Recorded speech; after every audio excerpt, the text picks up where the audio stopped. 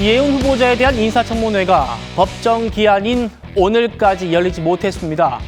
이제 청와대는 청문 보고서를 재송부할지 아니면 그대로 임명할지 이 선택지에 남아있는데 오늘 이재명 대통령이 이해운 논란에 대해서 처음으로 공개 입장을 냈습니다.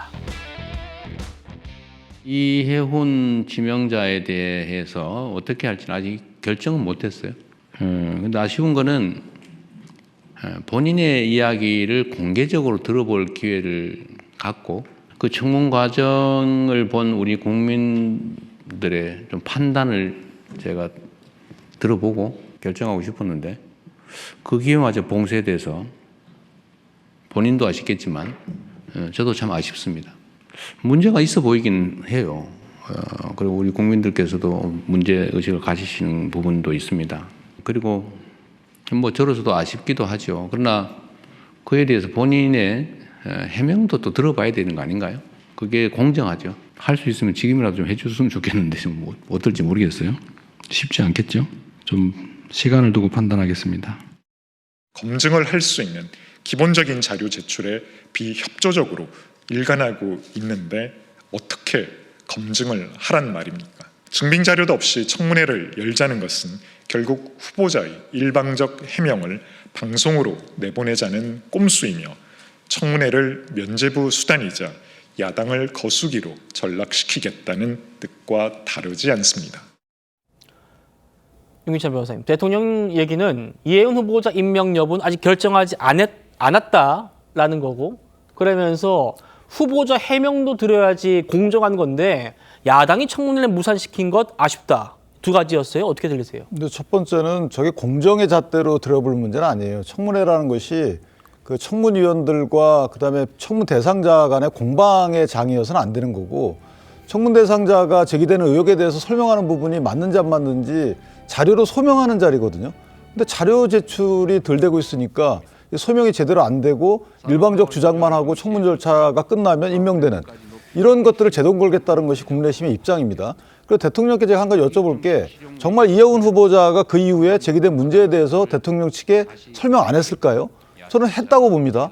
그리고 설명 안 들었으면 그것도 이상한 거죠. 왜냐하면 국회 청문 보고서가 와야지 설명 듣는 건 아니잖아요. 그렇다면 어느 정도 대통령께 그간에 제기된 의혹에 대해서 입장 표명이 됐고 그럼 그 입장이 맞는지에 대해 대통령실에서도 자료가 있는지를 물어봤을 텐데 거기에 대한 설명을 국민께 해 주셔야 되는 거 아닌가요?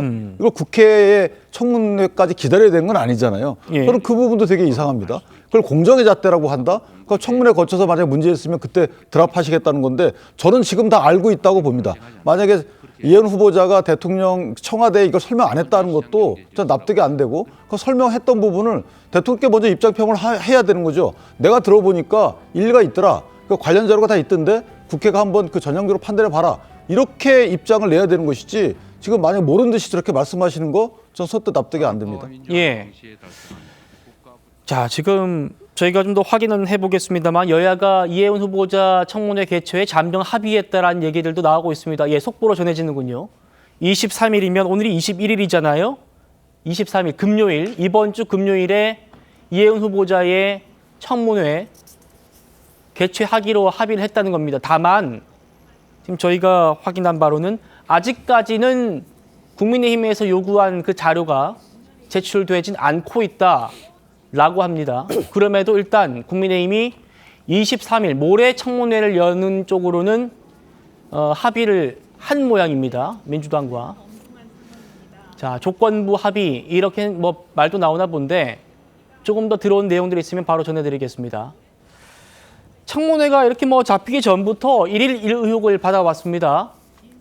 이해운 후보자. 그런데 그러다 보니까 도대체 청와대 인사검증은 어떻게 된 거냐? 이런 여권 내부의 지적도 있었죠.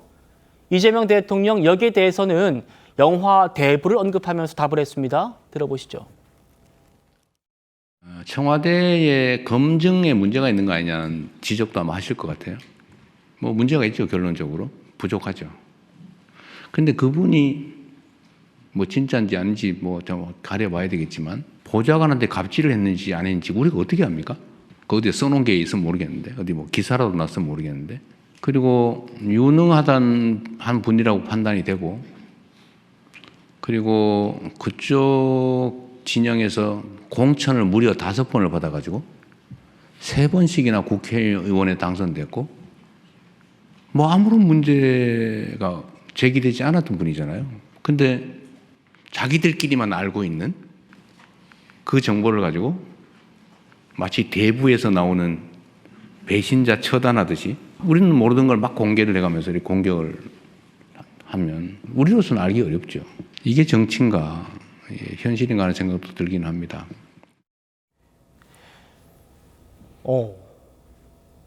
청와대가 갑질 의혹까지 어떻게 검증하냐. 국민의힘에서 배신자를 처단하듯이 마구 공격한 탓도 있지 않느냐. 이현정 의원님 어떻게 들으셨습니까? 모르는 걸 알아내는 게 정부의 검증기관의 임무 아닌가요? 다 아는 거 하는 걸 뭐하러 검증해요? 검증하려면 기본적으로 그런 국가기관이 검증하는 거는 그런 세평이나 정보나 이런 것들을 수집해서 하는 것인데 뭐 그거 말고도 지금 그 갑질 말고도 그 아파트 청약 관련된 거라든지 이런 것들 이 기본적으로 살펴보면 충분히 이런 사실들을 파악하고 있을 텐데 그러니까 지금 대통령은 자신들의 검증 실패를 마치 야당의 어떤 숨기고 있던 잘못으로 되돌려지는데 저런 식이면요 검증 뭐하러 하겠습니까? 검증기관들 왜 있어요? 저런 거 하라고 검증기관 있는 거 아니에요? 국가기관이? 예. 동의받아서 아니 검증 당사 동의받아서 한 달 가까이 다 받아서 검증할 거 아니겠습니까? 그 많은 검증 인력들이 저런 거 하나 걸러내지 못하고 한다고요? 그러니까 결국은 자신들의 검증 실패의 책임을 또다시 이제 야당한테로 돌리고 있는데 그 언론들이 다 폭로한 겁니다. 언론들이 다 취재한 것이고요. 그 정도의 능력이 없으면 검증할 필요가 없는 것이죠. 자, 그러면 지금 이 상황이 다 공개가 됐으면 이제 판단을 해야 될 거 아닙니까? 해명을 듣고 안다고 문제는 만약에 그게 사실이 아니면 이미 이현 후보자가 다 공개를 했겠죠. 아니다고. 근데 지금까지 이야기를 못하는 거 보면 결국은 사실이기 때문에 말을 못하는 거 아니겠습니까? 그렇다면 이제 판단을 해야죠. 이제 들어보는 단계는 지났습니다. 예. 들어보는 단계는 지났고 이미 한 2주, 3주 동안 국민들 많이 들어봤습니다. 다 들었을 거 아니에요. 그러면 이제는 판단의 시간입니다. 판단의 시간은 대통령이 왜 그럼 이혜원 후보자를 지명했는지에 대한 그러면 나타난 결과를 놓고서 이제 지명체를 할 거냐 말 거냐 이제 그 부분에 대한 판단을 내리는 지금 시간이 아닌가 싶습니다. 예.